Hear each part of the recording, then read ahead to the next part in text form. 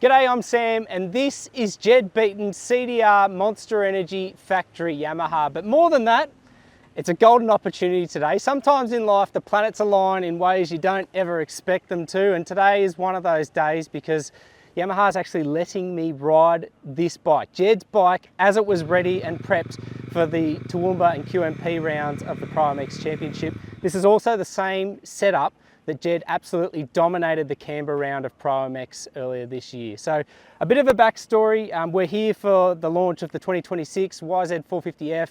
You can see that review on the channel, it's also published. Great bike and really cool to get out on it and see some of the changes in person.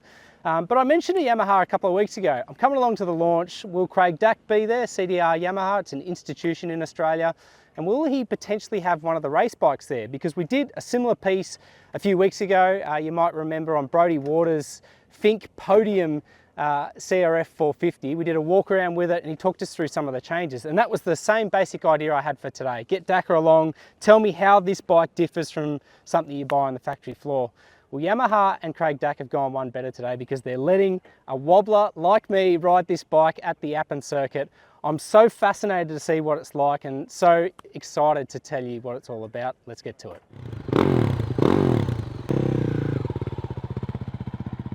Before we jump on, I thought it'd be really worthwhile talking to the boss of this team, Craig Dack, who's been at this for more than 30 years, but also one of the guys that puts these bikes together. He's the crew chief, he's one of the big suspension technicians. Alistair, thank you so much for your time. Tell me, what makes a factory bike a factory bike? What makes it so special?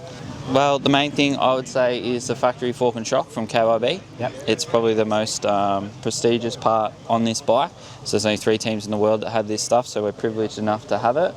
And then probably the factory tyres. I understand it's you guys, Star Racing Yamaha in the US and the European factory team? Yep. That's it? Okay. And that's it. All right. And what is so special about this fork and shock combination? So with the full factory stuff, we've got a high, a low and a rebound adjuster at the top, as well as a rebound adjuster at the bottom. Okay. So on a normal production fork, you've only got 2 adjusters. So on race day, we can adjust the fork so much to fine tune it with whatever track we're racing at. Okay. Now this bike, you guys might remember, so Jed was leading the championship. You can see the red plates are on it. He absolutely dominated on this setup, I understand, at Canberra. Yep. You guys ordinarily, I understand, so 3 days, you'll pull the bike down, you'll get it ready for the next race. You had the bike ready to go. Jed unfortunately had a training accident, sustained a broken leg. So this bike, as I'm about to ride it, is set up for the way that he would have ridden it at Toowoomba? Yep. Wow. Yeah, so pretty much we've had a bit of a change to this bike just before the mid-season. Made the engine a bit stronger, suspension a bit stiffer. Jed was going a lot faster. So he dominated, as you said, at Canberra there, and then the bike was fully stripped, so we strip them every round, fully framed, clean everything, service everything, rebuild it up. It's a 3-day process. I do the fork and shock, Troy Moynihan does the engine, and then Jesse is Jed's mechanic. He frames and cleans it all and puts it all back together as our chassis guy. Okay, so it's the same basic frame as a stock bike, the 25? Yep. And then swing arm and all that, is that standard too, or do you guys play with that? Yep, swing arm is standard. There's a different linkage in this bike suitable for Jed, but the layout of the bike is all standard. Okay, and then just sort of taking a look around, like there are a lot of similarities, but also so many differences. So like the triple clamps are obviously different. It's got a braided brake line. This bike has the GYTR hydraulic clutch. So 26 and onwards, MY26 YZ450 will have a hydraulic clutch as standard. You used to be able to purchase, I think it was a $1,500 GYTR kit. So this has that, but then you've got some other internal differences with the clutch as well, I understand? Yeah, we've got a full different clutch set up for how Jed likes it and how he likes the delivery. We've also got a different thickness line with this, so where Jed likes it to engage for the start. Yeah, right, okay. So we went through a lot of testing with that and got it specific for Jed. All right, that sounds great. And then obviously you said different hubs, different wheels.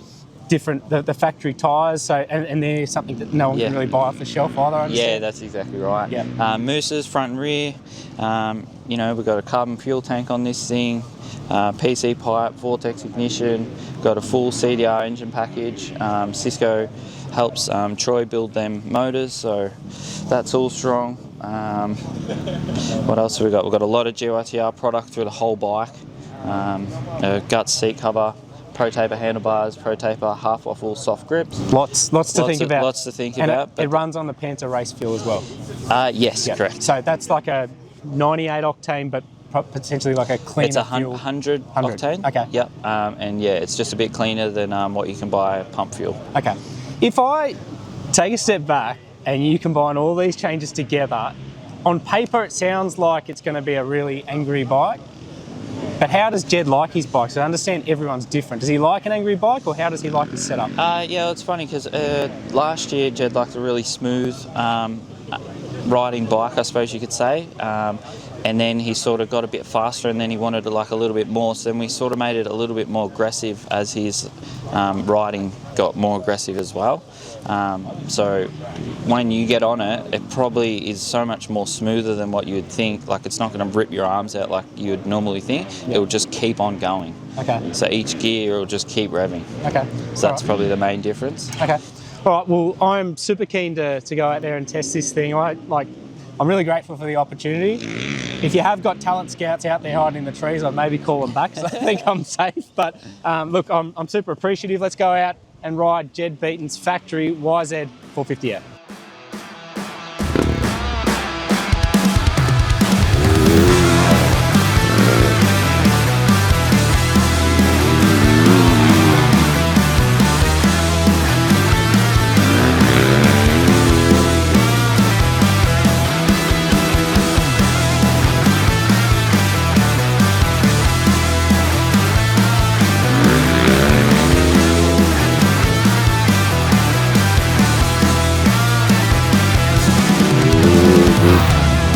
Wow, what an incredible experience. I cannot believe these guys have let me ride this thing. The objective today was to come back without a mark on the bike, and I think I've managed to do that. The guys have just given it a very quick once over, didn't bin it. You don't want to be that guy. And thankfully, I wasn't today. But what an incredible bike. Hands down the best bike I've ridden before, which is probably no great surprise, but I think it is in some respects because this is tuned to an elite level professional rider. And I was really surprised that someone like me, just a everyday vet rider, can jump on it and still find it so relevant and so enjoyable. So the powertrain, first and foremost, I think the thing that shocked me was there was power everywhere. You could lug it in third gear, or you could rev the thing out to the moon. If you wanted just a quick spiky power delivery, it would give you that. If you wanted something more linear and needed, it would give you that too. So really shocked with how that worked. The GYTR clutch, the hydraulic clutch, was really good as well. The take-up was really nice. It's different because, you know, we're so used to cable clutches on the YZs. They've obviously moved to hydraulic for 2026. And I was interested to see how that went. Really bitey, snappy controls everywhere, but they were nicely modulated. But I think overall, the most impressive thing about this bike was its balance, its front to rear balance. It was awful out there today. You had a crust on top of the surface, but then underneath a lot of water. The track hadn't been turned over properly or prepped since a lot of rain here in Appin, about 200 mil in the last couple of weeks. And what struck me, you know, coming into off-camber corners and things like that, it was just so well balanced. Everything was sort of telegraphed really nicely. Nothing happened suddenly. And that really boosted confidence. Even the way that this bike put its power down as well. Like so many motocross bikes you'll jump on, come out of a choppy turn, and the thing's da-da-da-da. This was just driving all the way out. It was so clean, so predictable. The suspension, yes, it's stiff. It's set up to someone that can obviously ride a lot faster than what I was riding.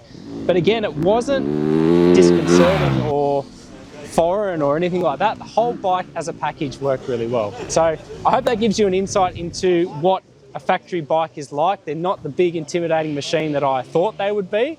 Obviously it has a lot of different levels. Jed's at the pointy end, at the extreme, but I'm just surprised how relevant it was to someone like me.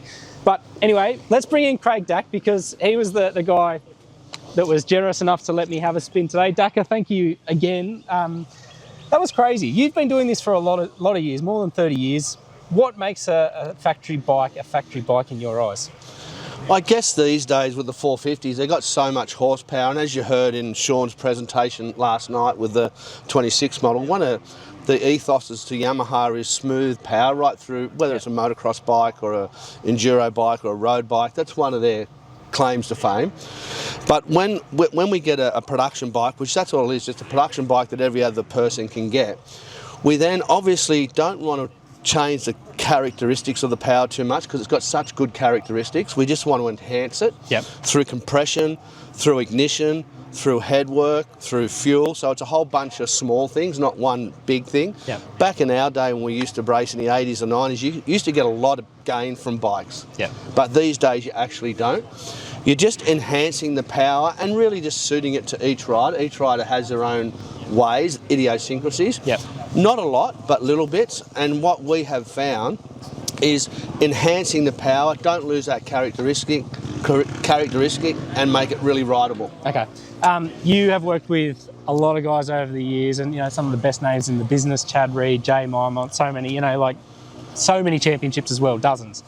What's Jed like in the scheme of, I guess, taking a bike from its very first point of contact through to something like this, the development of the bike? He's very good because sometimes some riders, and it's not a criticism, it's just what they are, they're very, very intelligent. Not saying that Jed's not intelligent, it's not my point. And they're very intelligent, and sometimes they read too much into it and start to tell us what to do, tell us what to do, which is not a bad thing.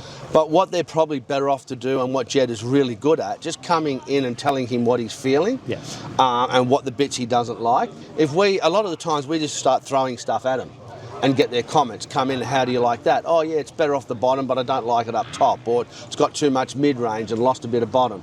So we just continuously just throw things at him and find the combination that eventually works. Sometimes it goes smooth, sometimes it doesn't. Everything's been really smooth with Jed, particularly with the engine. The start of this year, which we focus more on than anything, is the suspension. The suspension on this bike is high level factory suspension. And if most of the people this year have watched this bike on the Telecaster at the races, it's a very, very well balanced bike. And he did lose his way for about 5 or 6 days for a couple of weeks. We kept trying things and he wasn't happy with the front end. And once we got him there, he leaves it there, which is good. And at the races now, very rarely does he say, oh, it's not doing that here, he just rides it. He's very good at commenting back on what he's feeling, and then the highly qualified technicians we got put that into technical answers. Well, to me, this is a once-in-a-lifetime opportunity. To be able to ride Jed's bike is a huge privilege, so thank you. Yeah, good. I'm not surprised to hear what you said, that the power is rideable. And I believe by what you were saying and what Jed said, this thing can turn into a beast if you really want it to. And then what it can do, the suspension, when you develop the bike and the horsepower, you've got to take the suspension with it. So one of the key things with this bike is the function of the suspension is really top notch. Okay, well, I did joke to the guys, if you do have talent spotters out there, bring him back in, don't worry. But regardless, super appreciative. Thank you so much. Good on you, mate. Good on you. Cheers. Thank you. Thanks, Sam.